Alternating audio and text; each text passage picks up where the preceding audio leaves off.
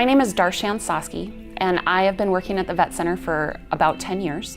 I was just promoted into the director position a few months ago. Prior to that, I was one of the counselors, and I have been working there with veterans in this area, doing individual counseling, family counseling, and group counseling at the Vet Center and doing outreach within the community. I'm originally from South Dakota. I went to school, I got my master's in social work from University of Wyoming. I think the biggest inspiration for me to work with mental health actually was probably my parents.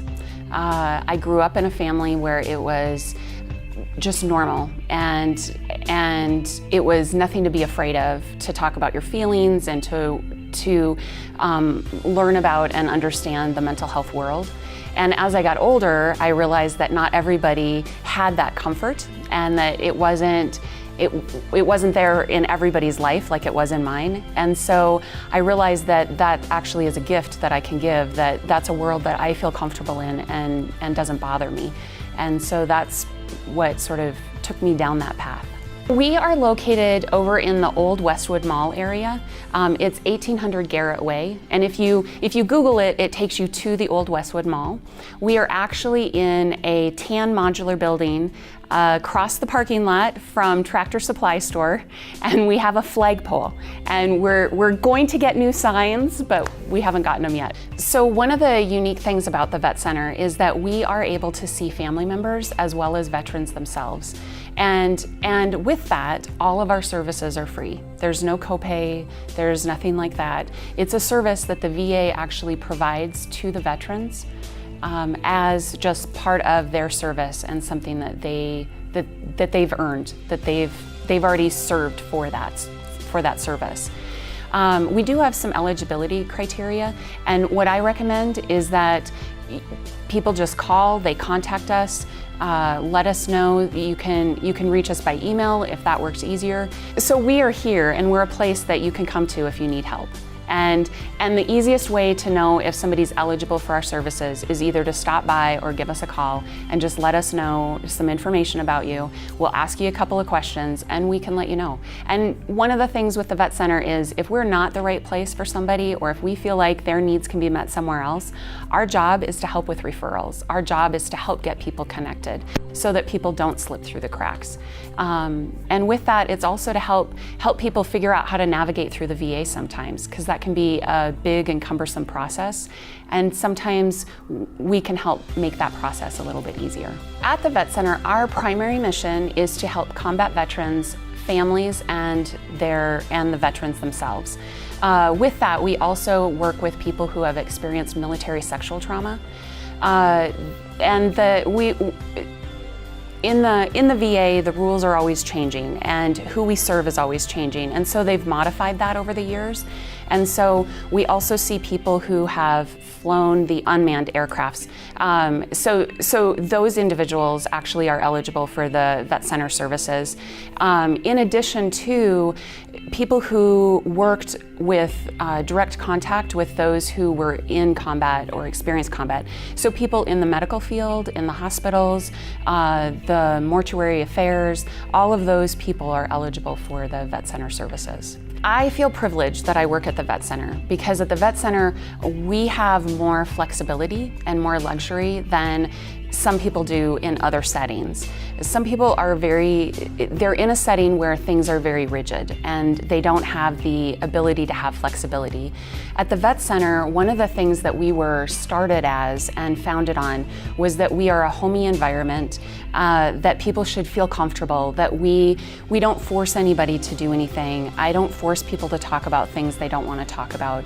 And with that, that is how I think the rapport is developed the strongest, is by allowing it to go at the pace they want it to go, as opposed to forcing it to move quickly through a certain little process in a little box.